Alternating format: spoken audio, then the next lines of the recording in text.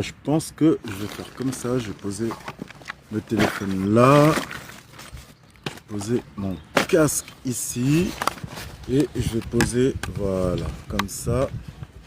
Ah, désolé. Voilà, comme ça. Salut à tous les amis. Aujourd'hui, je vais faire un live parce que j'ai une réflexion qui m'est venue. Là, donc, du coup, je vais parler du TDAH. Donc, c'est un trouble de l'attention avec ou sans hyperactivité. Donc, c'est un trouble très connu. Aujourd'hui, presque 4% de la population est touchée, mais malheureusement, les diagnostics sont majoritaires depuis très peu. Aujourd'hui, j'ai 35 ans, j'ai été diagnostiqué TDAH. Donc, j'ai vécu toute ma vie sans diagnostic. Et maintenant que le diagnostic a été fait, je trouve que ma vie est différente. Sincèrement, c'est comme si j'étais en train de reprendre une nouvelle vie. Et depuis que j'ai été diagnostiqué TDAH en étant adulte, donc je regarde un peu les forums, un peu comme tout le monde, comme quelqu'un qui se renseigne sur sa maladie. Est-ce que vous m'entendez bien? Est-ce que vous m'entendez bien? Non, je disais comme quelqu'un qui se renseigne un peu sur sa maladie et tout. Et il s'avère que, en fait, il y a énormément d'enfants qui, eux, ont la chance d'être diagnostiqués TDAH. Il y a énormément d'enfants qui ont de la chance d'être diagnostiqués TDAH et qui peuvent commencer une procédure de vie classée comme étant des cadres. Donc, il y a des enfants qui sont neurodéficients, qui sont diagnostiqués neurodéficients étant jeunes. Et ils ont réussi à grandir avec ça. Voilà. Et leur parcours est très riche. Il y a aussi des adultes qui sont neurodéficients, qui ont été diagnostiqués tard, comme moi par exemple, qui suis dans une nouvelle vie, dans une nouvelle transition. Et je trouvais que c'était intéressant de nous mettre en lien, les enfants. Par exemple, un enfant de 13 ans, 14 ans, 15 ans qui est suivi depuis plusieurs années pour son TDAH et un adulte qui vient d'être diagnostiqué TDAH. Pourquoi? Parce que je trouve que ça serait complémentaire au point de vue de l'expérience. Parce qu'un adulte qui arrive de lui-même à mettre en place des stratégies, des cadres, pour réussir à s'insérer dans la vie, à réussir dans la vie, à fonder une famille et tout ça. Et un enfant, par exemple, qui est TDAH, oui, je suis TDAH diagnostiqué, et un enfant qui est TDAH, qui, du coup, lui vit l'expérience psychomédicale où on l'assiste, on essaye de lui donner des traitements pour qu'il ait une vie un maximum normale. Donc, ça aurait été, je trouve ça bien, que ces deux expériences-là soient mises en lien, en fait, que l'enfant explique lui ses stratégies, comment il fait, comment il se sent, et que l'adulte, lui, explique aussi ses stratégies, comment il a fait, ce qu'il a fait pour avoir une vie stable, pour se cadrer. Et en soi, ça pourrait, cet ensemble-là pourrait faire un bon outil pédagogique pour aider encore plus un maximum de personnes, pour aider de les personnes diagnostiquées et pour aider aussi les personnes non diagnostiquées.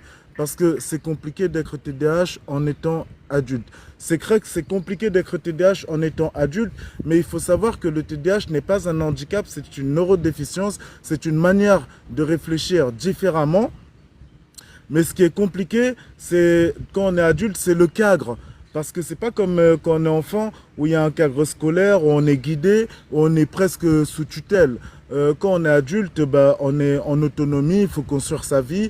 Et il y a aussi les demandes qui viennent de l'extérieur. Le TDAH, c'est surtout vis-à-vis de l'extérieur. Et oui, du coup, c'est difficile de construire un cadre en étant adulte quand on n'en a pas construit un en étant jeune et qu'on ne savait pas qu'on avait un TDAH, ça peut vraiment te freiner. Imagine-toi en cours à 21 ans, en master, tu sens que ton cerveau te lâche. Oui, mais c'est pour ça que c'est important d'avoir déjà un suivi médical.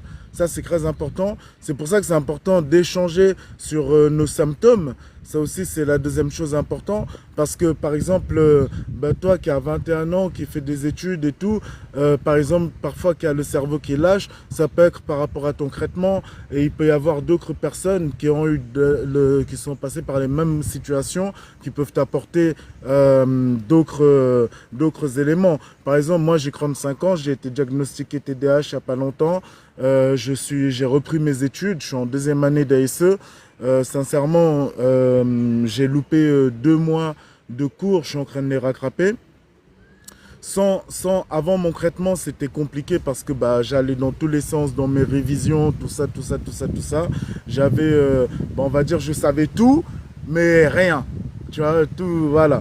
Et du coup, aujourd'hui, que je suis sous traitement, personnellement, je prends de la Ritaline.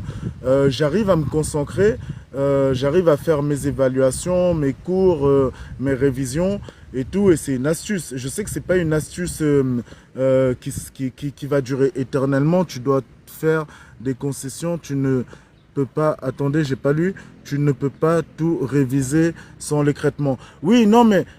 C'est pour ça qu'il faut mettre en place des stratégies, c'est pour ça qu'il faut mettre en place des cadres, et c'est pour ça que je fais aussi ce live.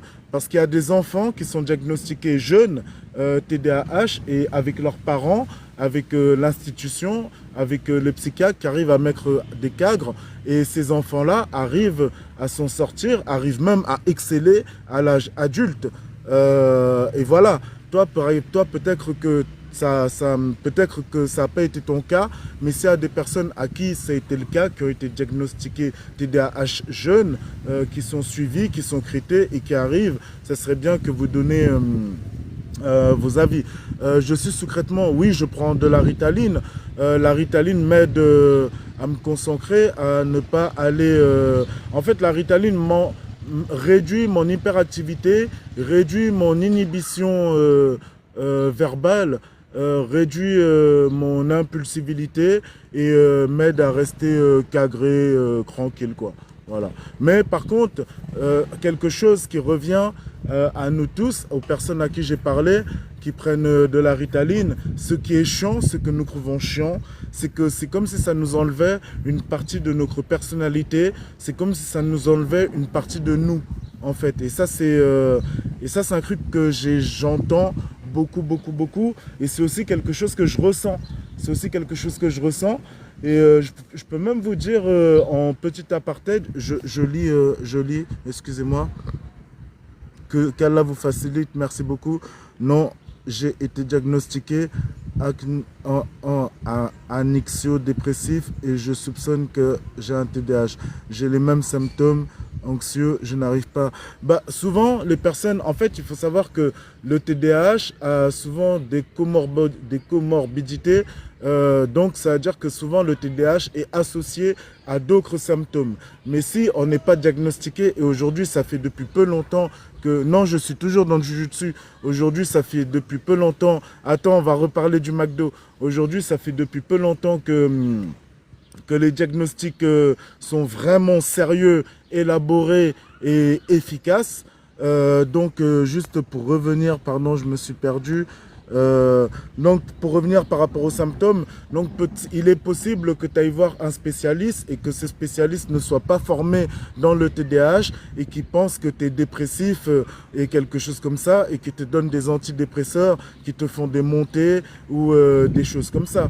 Donc, voilà. Mais n'hésite pas à demander à la personne qui te suit de passer un test DIVA ou même n'hésite pas à aller consulter d'autres personnes. Aujourd'hui, ça se fait. Aujourd'hui, les gens connaissent. Aujourd'hui, on en parle de plus en plus. Les gens disent que c'est une mode, mais c'est parce qu'avant, c'était moins diagnostiqué, tout simplement. Tu étais dans le live aussi la dernière fois à McDo. Oh, la dernière fois à McDo! Oh putain, c'était une idée, hein. Qui était là à McDo? J'ai vécu une injustice. Tellement les policiers m'ont ramené. Je ne retiens plus ce que je lis.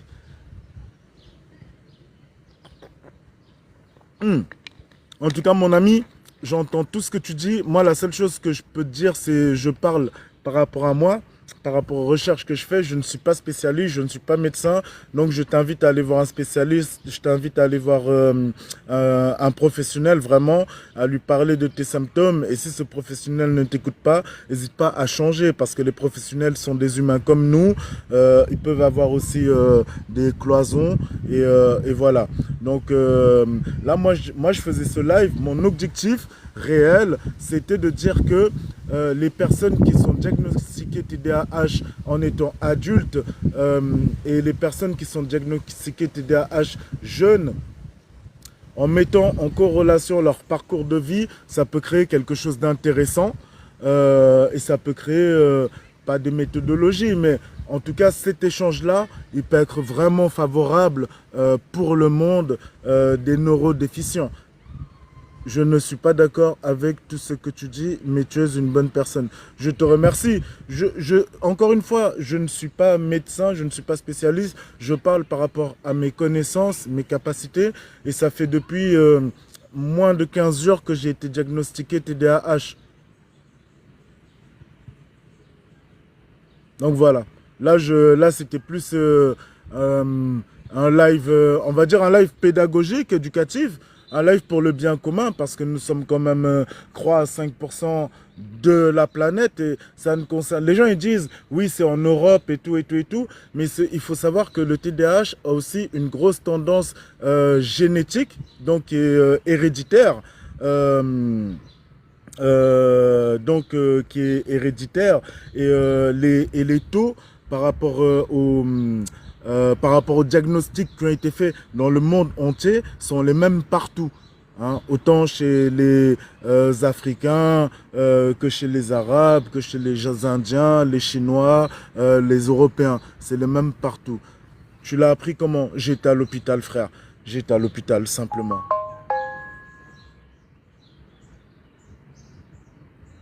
Bah ouais, moins de 15 jours, c'est chaud de fou. Parce que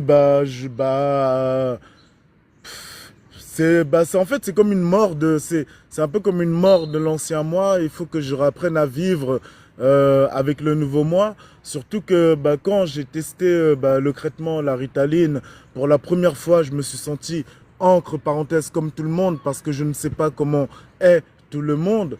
Donc aujourd'hui, je n'arrive pas à revoir ma vie comme à l'ancienne, tu vois.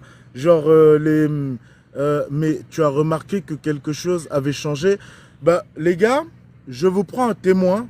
Les gars, il y a Foot qui me suit depuis longtemps et tout, qui regarde mes lives et tout ça. Vous-même, vous remarquez que voilà, il y a un changement. Avant, quand je faisais un live, les gars, c'était quelque chose. C'était quelque chose, les gars. C'était quelque chose, les gars. C'était symptômes plus, les gars. Au niveau de débit de parole, au niveau des actes impulsifs, au niveau de l'inhibilité, au niveau de l'hyperactivité. Il y avait tout, les gars. Il y avait tout. Il y avait tout, il y avait tout, il y avait tout, les gars. Il y avait tout. Oui, non, mais ça, c'est ce que vous voyez à l'écran, on va dire, vous pouviez apercevoir. Mais après, il y a dans le réel aussi. Après, il y a aussi dans la vraie vie, au niveau du cadre de vie sociale. Voilà. C'est pas que trop agité, mais c'était juste pour donner un exemple, en fait, de quand je n'avais pas mon traitement, de comment je pouvais me comporter. Sans m'en rendre compte, Et j'étais moi, hein, et je suis pas dans je regrette, Moi j'ai kiffé, hein, les gars. Moi j'ai kiffé, hein, quand on parlait de pif, de paf, de zézette, d'atote et tout. Moi je suis hal, les gars, hein. Je vous mens pas, hein. Et justement, c'est ce que je dis, le fait d'avoir pris le traitement, ça me zaffe un peu, parce que je suis trop focus. Tu vois ce que je veux dire? Au travail, t'étais un tueur. C'est ça que je retiens, tu vois. Et quand on s'est connus au travail, je savais même pas encore que j'étais TDAH, tu vois, à cette époque-là.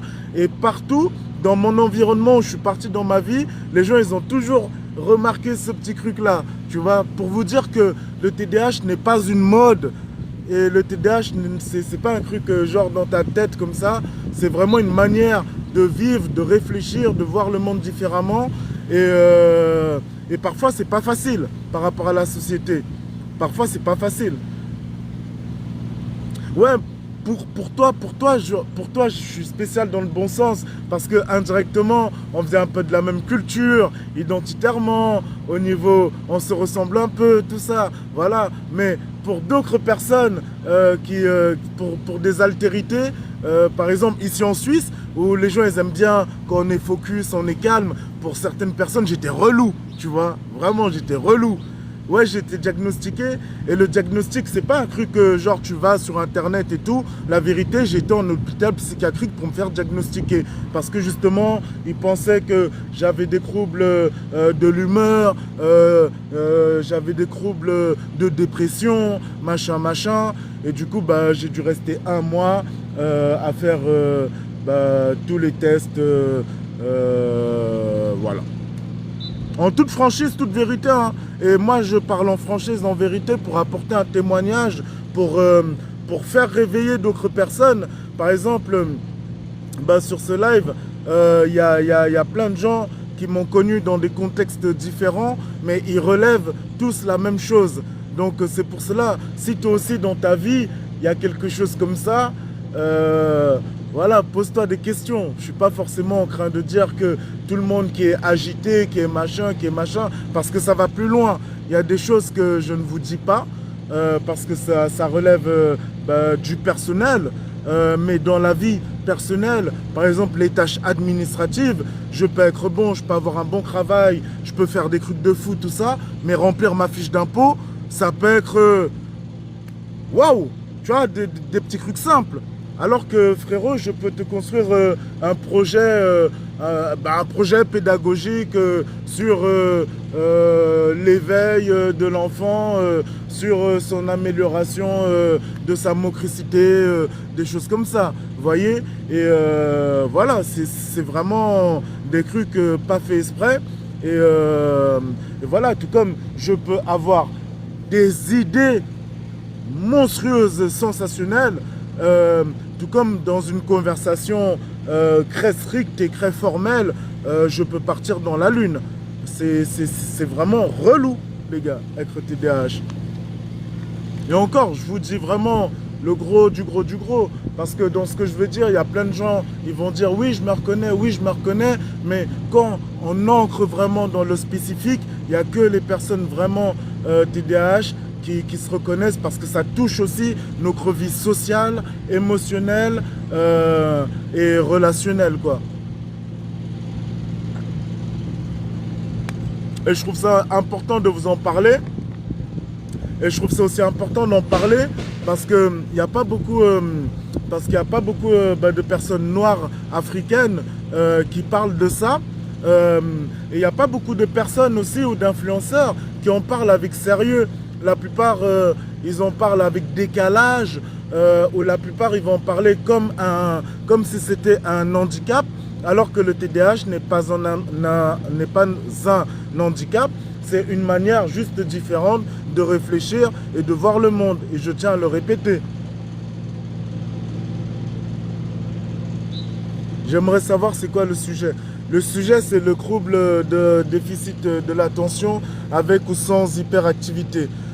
Le TDAH, c'est une neurodéficience, donc c'est une manière de réfléchir différemment, dit grossièrement, mais ça va beaucoup plus loin que ça. Pour aller plus loin, je ne suis pas assez qualifié pour parler des synapses et des connexions neurologiques, tout ça. Je ne suis pas assez qualifié. Et il y a une part aussi de génétique. Et il faut aussi savoir une autre information. Il y a autant de femmes que d'hommes qui sont TDAH, mais c'est juste que les femmes sont moins remarquées par rapport au rôle genré que la société impose ou donne ou propose. Ça sera selon vous par rapport à votre réflexion. Mais donc, quand je dis le rôle genré, c'est qu'une femme doit rester calme, une femme doit être sage, une femme doit avoir une belle écriture, tout ça. Et ça, c'est des choses que bah, les femmes arrivent plus facilement à créer des stratégies pour masquer leur TDAH, mais c'est pas pour autant qu'à l'intérieur de elles, il n'y a pas tous les troubles que j'ai évoqués précédemment. Et même aussi, bah, les femmes souvent sont diagnostiquées TDAH après l'accouchement ou après une séparation, quand elles perdent bah, un cadre, vraiment. Et voilà, c'est réel, les femmes, on ne remarque pas comme ça qu'elles ont un TDAH. Et vraiment, vraiment, vraiment, il y a énormément de femmes qui souffrent de ça, qui vont se réfugier, bah, comme beaucoup de personnes TDAH, dans des substances, dans de l'automédication et tout et tout. Mais en tout cas, dans la population, les personnes qui sont TDAH et qui ne sont pas diagnostiquées seront souvent dépressives et auront des tendances S, à ce S.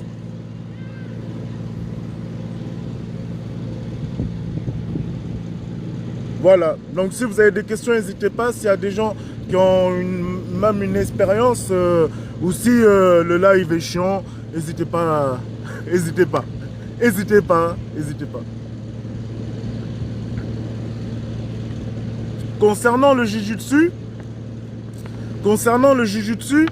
le Jujutsu c'est pas terminé pour moi parce que dans le cadre, bah, encore plus, étant donné que je suis TDAH, pour la régularisation, pour la régularité ou la régularisation de mes émotions, il faut que je fasse un sport. C'est mieux de faire un sport parce que vous savez que le sport apporte la dopamine, les endorphines. Le sport fait vraiment bah, du bien à l'esprit, à l'âme et tout. Donc du coup, je vais reprendre le Jujutsu. Mais avant ça, il fallait que je sois stable. Il fallait que je sois stable dans ma tête.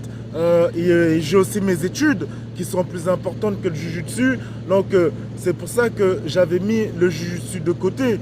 Et vous voyez, je ne pouvais pas avoir, bah, en plus de ça, en étant à l'âge adulte, en plus avant je bédavais, tout ça. Donc moi mes troubles, ils devenaient sévères et vraiment visibles.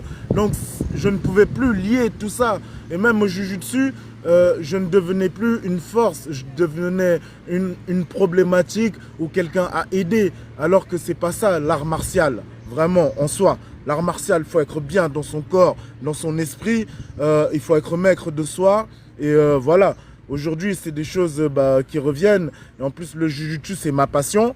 Et avec toutes les histoires ou les story time que je vous ai offert sur le Jujutsu à mon niveau, on va pas s'arrêter là. Et en plus de ça, y a Sebidadi qui a entendu ma proposition. Entendu, j'ai pas dit accepter tout ça, j'ai dit entendu. Ça c'est la première des choses. La deuxième des choses, début juillet, j'ai un combat de Nogi organisé par Skrongi 9-1. Je sais pas si vous connaissez. En troisième, bah, je vais me préparer, bah, là les championnats de France c'est mort, mais je vais me préparer pour les championnats d'Europe parce que j'ai encore ma carte IBJF qui est valide. Et donc voilà. Donc voilà. En tout cas, voilà quoi. À mon niveau, à mon humble niveau, j'ai marqué le Jujutsu dans le sens où, grâce à mon image positive ou négative, il y a énormément de personnes qui m'ont vu plaider la folie par millions, qui se sont demandé c'est quoi ce sport, qui ont découvert le Jujutsu. Donc je peux dire que j'ai représenté, j'ai marqué le Jujutsu sans être arrivé à la Black Belt. Et ça c'est beau. Et ça, je peux dire merci mon TDAH. Merci. Merci. Parce que si j'avais pas été TDAH, j'aurais été quelqu'un de conventionnel. Si j'avais pas été TDAH, j'aurais jamais affronté Frédoudou. Vous voyez, c'est, pour vous dire que il y a des bons côtés, il y a des mauvais côtés, mais un TDAH qui est bien cadré et tout, il réussit les gars, hein, il réussit. Elon Musk est TDAH, plus HP. Et il y a plein de personnes qui sont connues. Après, c'est plus dans le monde du spectacle et tout, qui sont TDAH et qui réussissent. Mais en tout cas, la chose que je veux dire pour conclure ce live, euh, c'est que bah déjà, diagnostiquez-vous, demandez, forcez, c'est dans votre droit, c'est dans votre devoir, c'est même une liberté constitutionnelle et fondamentale. Donc voilà, ça c'est la première des choses. La deuxième des choses, une fois que vous êtes diagnostiqué, renseignez-vous sur votre TDAH, sur votre maladie, sur vous. Prenez vos traitements si vous avez des traitements. Et surtout, surtout au-delà des traitements et en dessous du diagnostic, apprenez à cadrer votre vie. Voilà, apprenez à cadrer votre vie. Mettez-vous des checkpoints, des listes. Je sais que c'est chiant à faire. Mettez-vous des réveils, mettez-vous, même si votre cerveau, vas-y, il se dit, ah, vas-y, c'est relou, j'ai pas envie de le faire. Mais au moins, juste le fait d'avoir mis des petits checkpoints, des petits garde-fous, bah, vous avez bah, déjà fait une avancée. Parce que la prochaine avancée, ça sera de respecter ce garde-fou. Et ainsi de suite, ainsi de suite, ainsi de suite, ainsi de suite.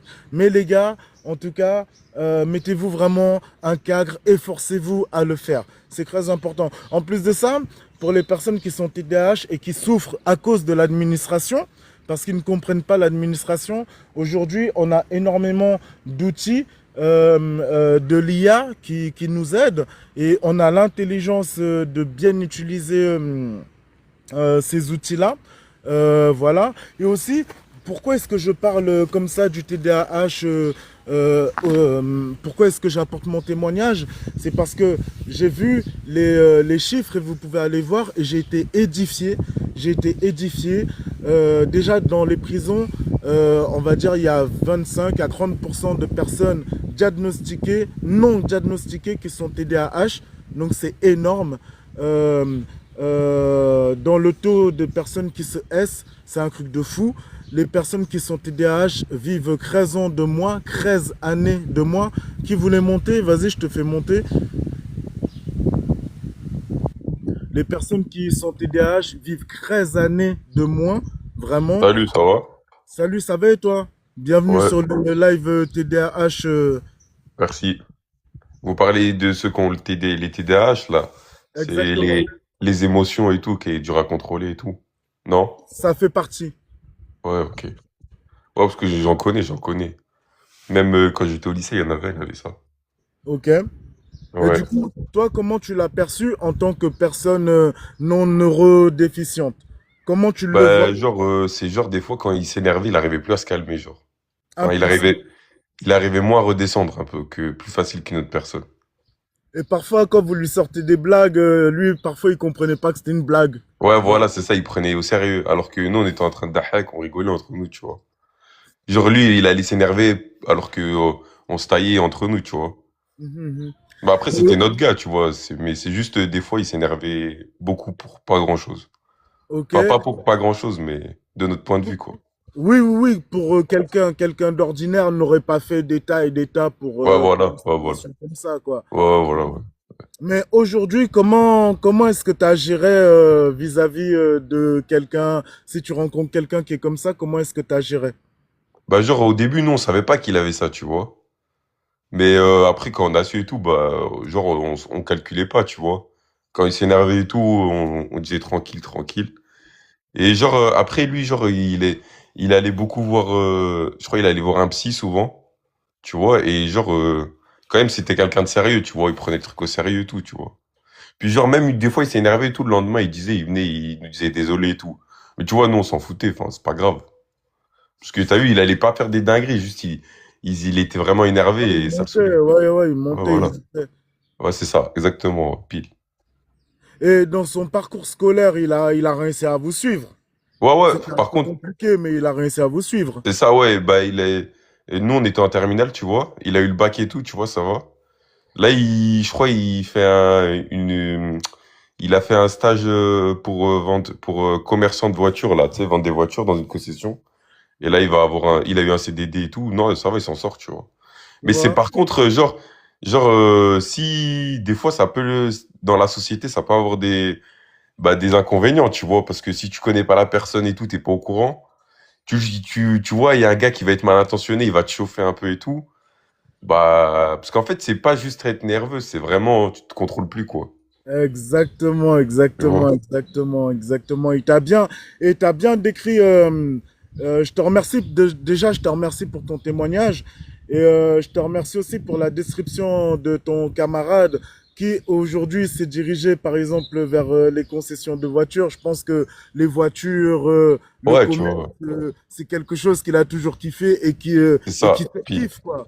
Tu ouais, vas même vous parler de, c'est même comme ouais, tout le une temps, tout le obsession temps. presque. Ouais, Donc, ouais, effectivement. Mais effectivement aussi, tu as relevé un point qui est très important, c'est que quelqu'un, et c'est là où notre société, elle a besoin d'être informée, pas forcément que pour le TDAH, mais vraiment pour le civisme, pour nous, ouais, c'est vrai, c'est parce vrai. que quelqu'un qui ne connaît pas quelqu'un, par exemple, et qui voit une réaction qui est plus hausse que la normale, et que cette personne-là, qui n'a aucun trouble et tout, se met à la même hauteur que quelqu'un qui a un trouble, ça veut dire que notre société, elle a un problème de civisme quand même. Ouais, ouais, ouais. Ouais, ouais, bah Dans le ouais, c'est sens, vrai, c'est vrai.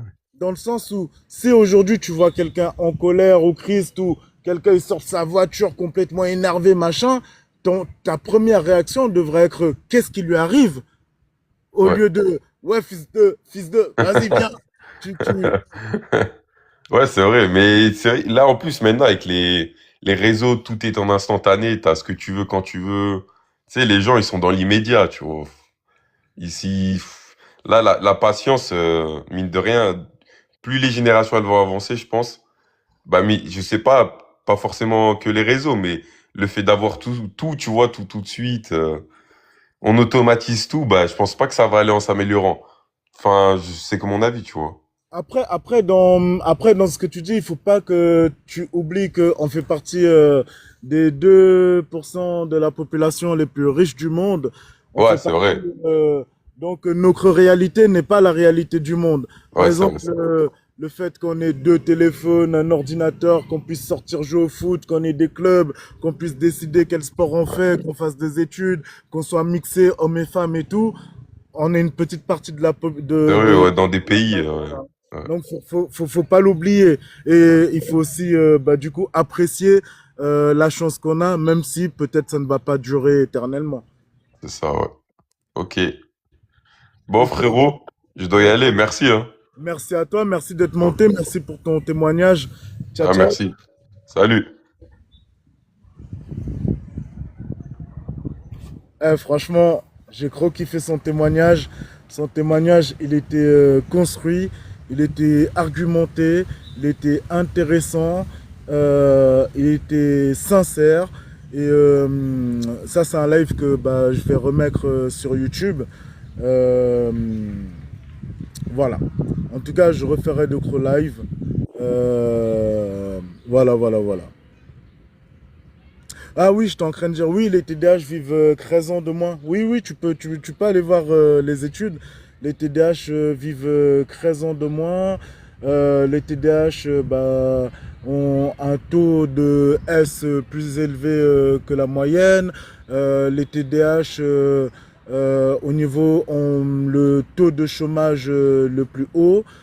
Mais par contre, les contre-études, le 30% des TDAH sont HPI et une 50% des TDAH ont un QI soit supérieur à la moyenne, soit légèrement inférieur.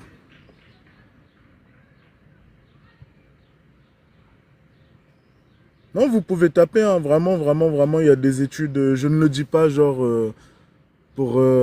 Et encore une fois, je répète une chose, le TDAH n'est pas un handicap, c'est une manière différente de voir et d'interagir avec l'autre. Salut Ludo, mais ce n'est pas un handicap. C'est la société, c'est l'environnement qui rend handicapé. Imaginons que aujourd'hui, la communication, c'était le langage des signes. Que tout le monde communique en langage des signes. Toi, tu arrives dans un pays et tu parles pas le langage des signes, tu parles que le français, tu parles, bah, bah, bah, bah, bah, bah, bah, bah, bah. Et bah, au final, c'est toi qui es handicapé. Les gens, ils vont te faire. Toi, tu vas répondre là, là, là, là, là, là, là, là, là, mais c'est toi qui es handicapé. Donc, c'est l'environnement vraiment dans lequel on est qui nous rend handicapés. C'est pas que le handicap soi-même, quoi.